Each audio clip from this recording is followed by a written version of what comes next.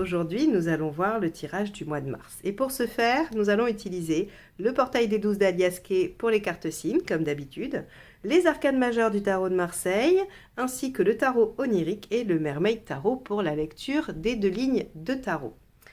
Si vous n'êtes pas encore abonné à la chaîne, merci de le faire. Si les vidéos vous intéressent et que vous souhaitez recevoir les notifications des suivantes, eh bien n'hésitez pas, vous cliquez sur abonner et sur la petite cloche juste à côté. C'est important pour moi, ça soutient la chaîne, ça lui permet d'avoir une bonne visibilité et ça m'encourage à continuer ces vidéos que je poste tous les mois, donc les tirages généraux et les sentimentaux.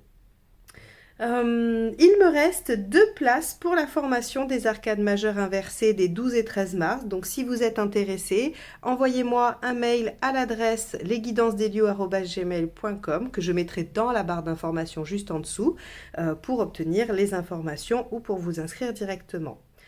Je crois que je vous ai tout dit. Je remercie bien évidemment tous les abonnés qui sont là depuis longtemps ou pas très longtemps, mais en tout cas qui continuent à mettre des commentaires et à liker les vidéos. Je vous remercie, c'est un beau soutien pour moi et en tout cas c'est encourageant. J'espère que vous avez passé un beau mois de février et nous allons voir ce que vous réserve le mois de mars. Les Vierges pour mars 2022, on y va.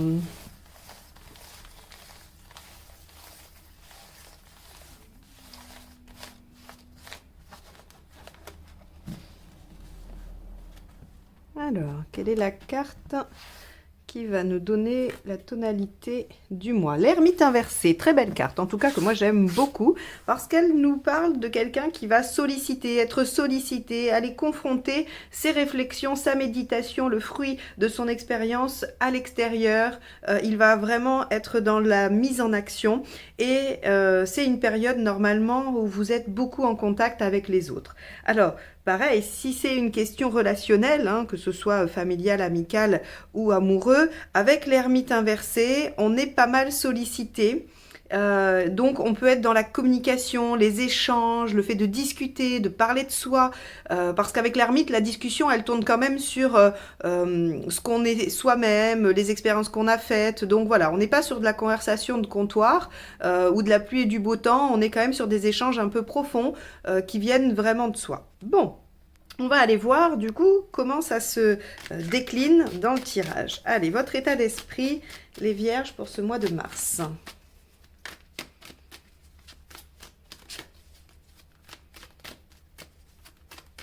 Allez, le 5 de Pentacle, ok. Le 5 de Pentacle va nous parler des peurs de manquer. Peur de manquer matériellement, peur de manquer affectivement, hein, la peur vraiment de ne pas recevoir ce dont on a besoin. Dans l'état d'esprit, ça veut dire que peut-être, hein, quand on regarde ces 2 cartes, vous allez beaucoup solliciter votre entourage ou les gens extérieurs par peur de vous retrouver seul ou de manquer de stimulation. Ça pourrait être ça. Allez, on va aller voir ce qui vous préoccupe, ça va nous donner un indice supplémentaire. Le 7 d'épée. D'accord. Le 7 d'épée, c'est la peur de la trahison ou de ce qui est fait dans votre dos. Alors, comme je le dis, le 7 d'épée, sa définition, c'est faire les choses dans l'ombre sans qu'elles ne soient au vu et au su de tout le monde. Alors, bien évidemment, ça nous parle de trahison, mais pas que. Ça nous parle de surprise, ça nous parle de ce que vous voulez garder pour vous parce que vous n'avez pas trop envie que ça se sache, mais sans pour autant qu'il y ait d'objectifs vicieux ou malins derrière. Hein. Donc, votre préoccupation, c'est la discrétion, j'ai envie de dire. C'est le fait que les choses se passent soit en dehors de votre regard ou que vous soyez solitaire et que vous fassiez les choses de votre côté. Hein, c'est toujours l'un ou l'autre. C'est soit par rapport à vous, soit par rapport aux autres.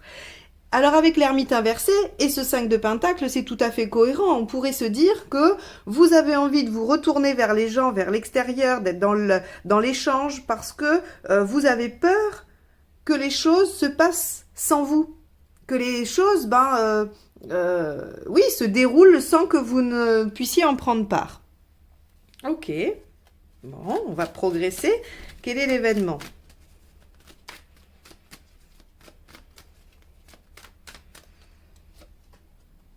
Le 9 de Pentacle. Ok. Alors, vous voyez, hein, l'ermite, c'est le 9. Ici, on est dans le 9 de Pentacle. Et le 9 de Pentacle, c'est la seule carte de la suite des deniers ou des pentacles, qui ne parle pas d'acquisition vraiment matérielle, elle parle de connaissances, d'acquisition de savoir qui seront utiles pour après. Donc là, si vous voulez, ce qui se dessine, c'est que on a l'impression que vous sollicitez les autres, vous êtes dans la discussion parce que vous ne voudriez pas être mis à l'écart et que vous voulez savoir et comprendre. Alors, ça peut être dans le cadre d'un projet professionnel où vous avez besoin de solliciter les autres pour avoir plus de connaissances et de ne pas vous retrouver sur la touche, par exemple, hein, ça pourrait être ça. Ça pourrait être effectivement d'aller plus solliciter vos amis parce que vous avez l'impression qu'ils font plein de trucs sans vous et donc bah, du coup vous avez envie de savoir, d'apprendre et de comprendre ce qui se passe pour eux pour être inclus et ne pas être en manque affectif ou de ne pas vous sentir délaissé.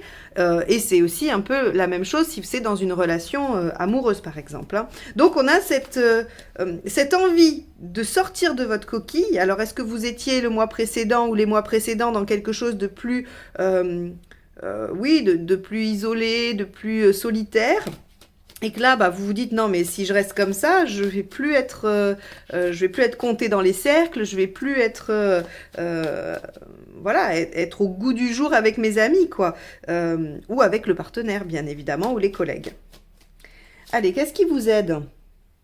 13. Eh oui. Une transformation, un changement radical. Alors, c'est sûr que ce que suppose l'ermite inversé, c'est que la phase d'avant, vous étiez en ermite à l'endroit. Ok? Donc, dans une phase méditative, intériorisée et tout ça. Et donc, bah, effectivement, il va falloir changer radicalement d'attitude pour se mettre en ermite inversé et être tourné vers l'autre et uniquement vers les autres. Bon, donc une transformation, un changement radical dans votre attitude, dans votre vision des choses, ou voilà, hein, vous l'adaptez à ce qui se passe pour vous. Qu'est-ce qui ne vous aide pas? Le 2 de coupe. Ok. Ok. Alors, ici, avec le 2 de coupe, ce que ça peut supposer, c'est que pour les personnes qui seraient en couple, ce qui ne vous aide pas, c'est de rester en mode petit ourson avec votre partenaire, c'est-à-dire seul au monde. Il faut vous réouvrir sur les amis, sur l'entourage, sur le monde. Voilà, il faut pas rester qu'à deux. Il faut pas rester enfermé dans une relation. Alors pour ceux qui sont pas en couple, hein, ça peut être par exemple au travail, vous êtes de connivence avec un ou une collègue et puis ben, vous enfermez un peu cette relation et du coup vous ouvrez plus aux autres. Si vous êtes dans un projet et que vous voulez le faire seul ou juste avec un partenaire, ben, on vous dit non, là il va falloir vous ouvrir aux autres et puis essayer de les solliciter, d'essayer d'apprendre, de comprendre pour pas vous retrouver un peu sur la touche ou seul. Donc, on a cette notion d'obligation d'ouverture, même si vous êtes en couple. Il faut garder l'ouverture. Restez comme ça, centré sur quelque chose, même sur vous-même, hein, parce que le 2 de coupe peut parler de ces deux parts de nous-mêmes qu'on essaye de maintenir ensemble. Hein. On a tous une dualité. Et là, on peut parler de choses intérieures qu'on garde. Donc, très clairement, il faut vous ouvrir aux autres, quelle que soit votre situation. Ok, émotionnellement, que se passe-t-il?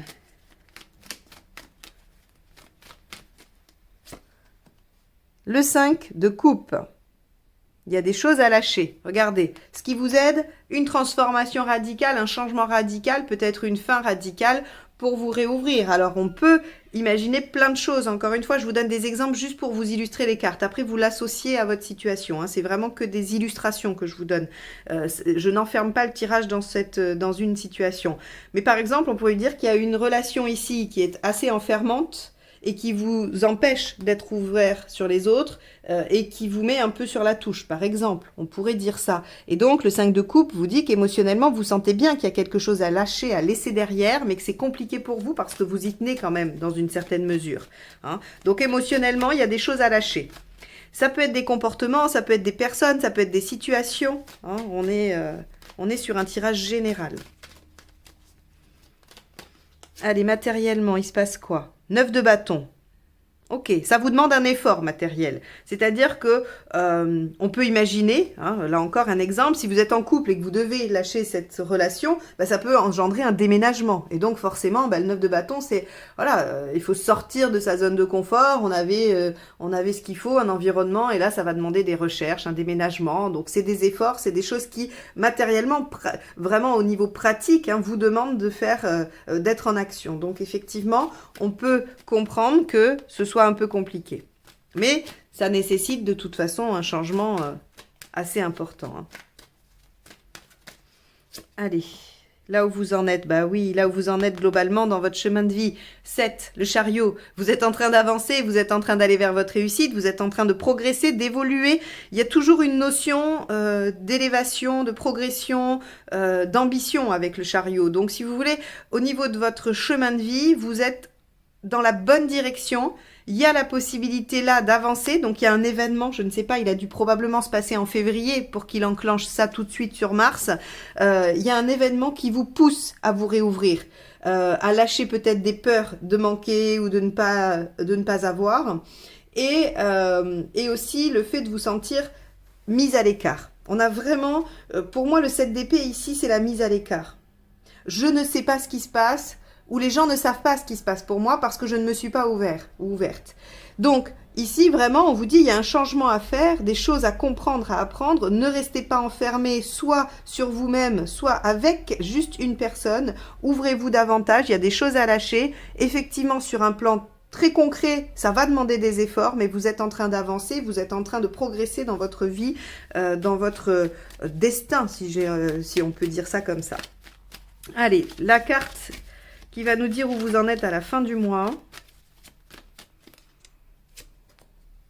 Le 9 de coupe, ben vous êtes en route vers l'idéal, vers votre idéal. Alors bien sûr qu'on n'atteint jamais, ou en tout cas très rarement, l'idéal tel qu'on l'a rêvé, mais l'avantage du 9 de coupe, c'est que on garde nos rêves et nos idéaux comme point de mire, comme direction.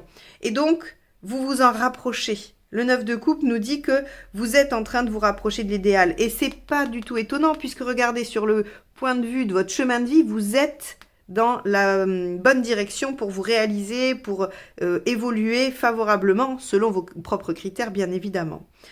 Pour cela, des choses à lâcher, des choses à laisser derrière vous, des efforts à faire, mais en tout cas une ouverture, ça c'est sûr, parce que vous êtes en train de craindre un repli sur vous-même, ou en tout cas de rater quelque chose. Bon, on va aller voir comment ça se décline avec la deuxième ligne de tarot, les nuances que ça va apporter ou renforcer certaines cartes. Allez.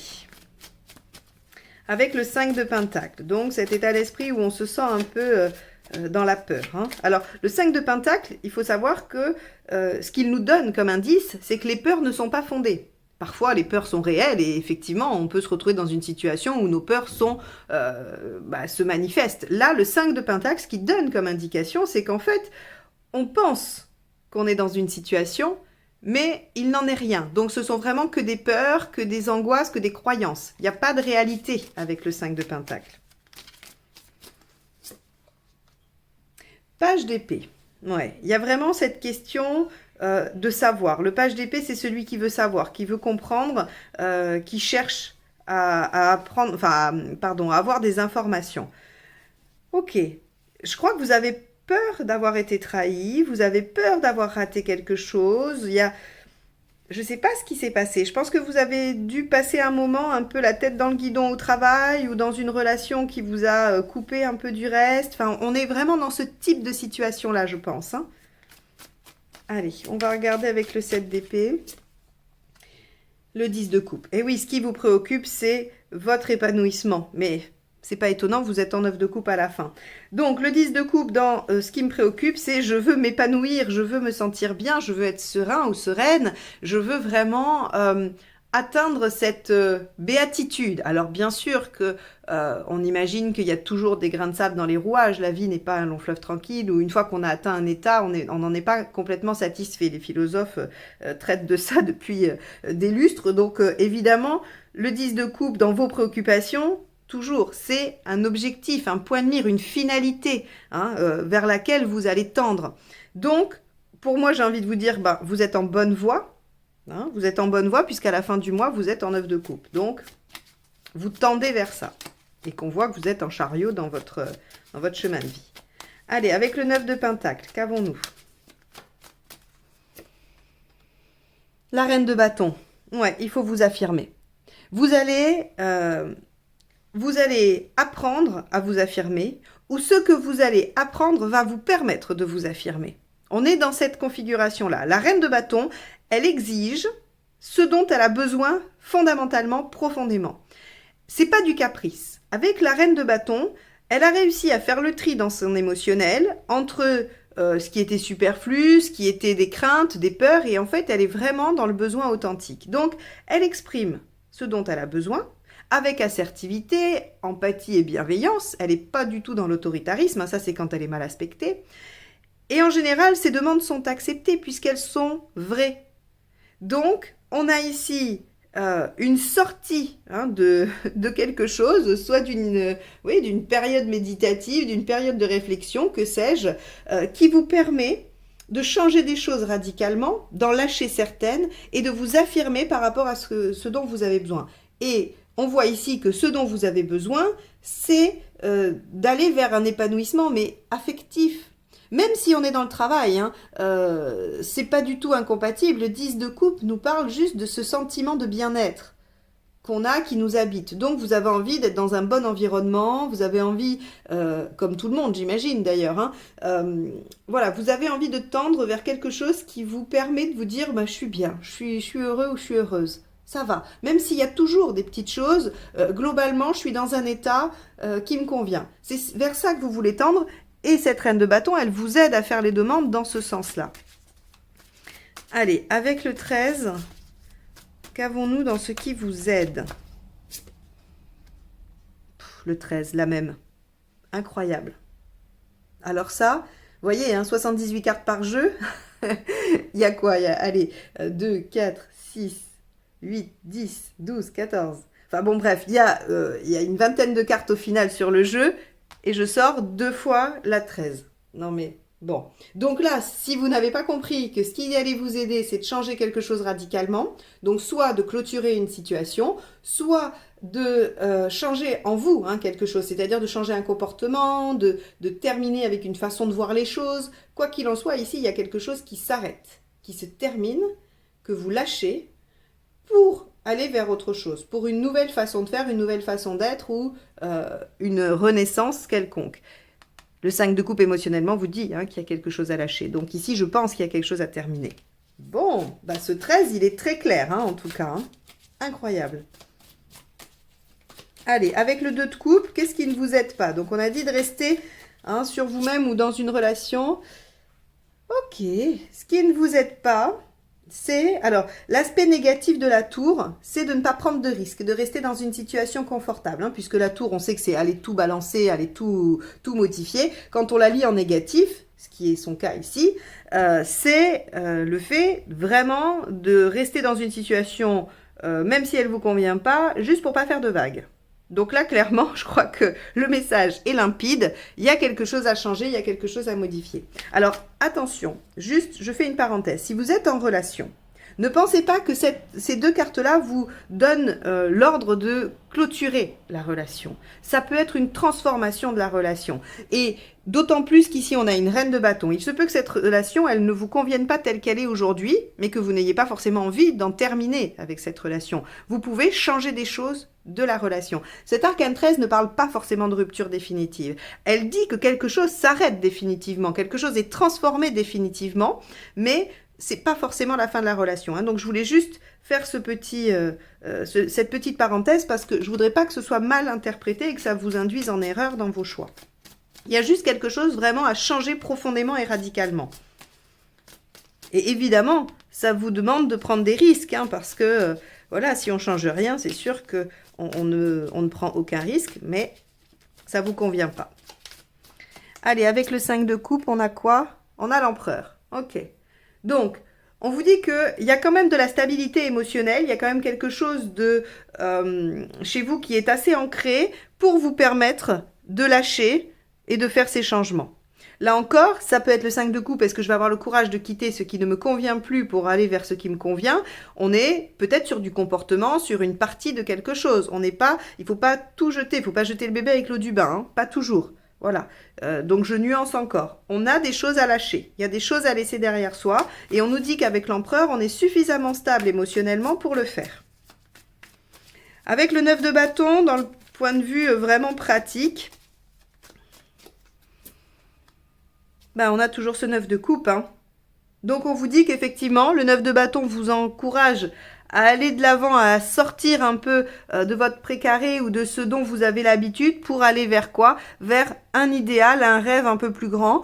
Bon, très concrètement, il se peut qu'il y ait quand même des opportunités hein, au niveau matériel. Alors, je donne un exemple. Vous voulez déménager parce que, admettons, vous vivez dans quelque chose de trop petit, voilà, il n'y a pas de place, du coup, ça se passe pas bien. Enfin bon, bref, on peut imaginer une situation comme ça. Et vous savez que ce qu'il faut changer, c'est le lieu de vie. Voilà. Ça va vous demander effectivement un effort, hein, soit financier, soit de recherche, de temps, enfin bref, en tout cas pratique. Et là, le 9 de coupe vous dit, à la fois, il faut quand même viser un peu l'idéal et on peut avoir un coup de bol, un coup de chance, une opportunité. Donc, vous allez tomber sur l'annonce qu'il faut ou quelqu'un va vous parler de la copine de machin truc qui finalement quitte son appart et le remet à la location. Vous voyez, on a ce genre de choses aussi avec le 9 de coupe. Hein. Bon, on a l'opportunité qui amène vers ce que l'on a souhaité. Vous savez, des fois... on dit j'aimerais bien là que quelqu'un me donne la solution à ça et puis paf vous entendez une pub ou il y a quelqu'un qui parle d'un truc et c'est la réponse à votre question. On est un peu là-dedans avec le 9 de coupe aussi. Voilà, c'est l'étoile hein, en majeur mais en mineur c'est un peu le 9 de coupe qui fait ça. Allez, où est-ce que vous en êtes dans votre chemin de vie? 6 de pentacle, retour à l'équilibre. Concession, aide, soutien, donc là aussi, hein, on vous dit voilà de ne pas rester enfermé parce que vous pouvez solliciter l'extérieur afin d'obtenir de l'aide dans votre avancement. Donc, si vous vous sentez seul dans ces changements à faire, vous pouvez tout à fait solliciter votre entourage. Le 6 de pentacle vous dit que vous pouvez trouver de l'aide et du soutien afin d'être à l'équilibre, afin de vous sentir voilà soutenu et pas en difficulté. Donc, c'est très bien. Et avec ce 9 de coupe, qu'avons-nous à la fin? Eh oui, le 2 de bâton, un choix de vie. Vous prenez une direction. Vous prenez une direction et vous savez, quand vous prenez cette direction, que vous renoncez à des choses. Probablement le 5 de coupe, probablement ce que vous terminez avec le 13. Aller vers ce 9 de coupe, vers votre idéal, c'est renoncer probablement à des choses que vous avez jusqu'à présent, qui ne conviennent plus ou qui ne conviennent pas assez, pour vous diriger vers d'autres que vous n'avez pas encore, mais que vous savez mieux pour vous. Donc, à la fin de ce mois, les Vierges, après être sortis de votre bulle, hein, en tout cas, vous êtes reconnectés au monde extérieur, vous prenez des décisions, vous vous affirmez, vous changez des choses, et ça vous amène un peu plus vers votre idéal, et vos choix de vie vous amènent vers une réussite et une évolution personnelle. Voilà ce que vous dit ce tirage du mois de mars. J'espère qu'il vous aura aidé à éclaircir certaines choses, qu'il vous aura donné quelques pistes de réflexion, puisque c'est son seul objectif, il n'en a pas d'autre.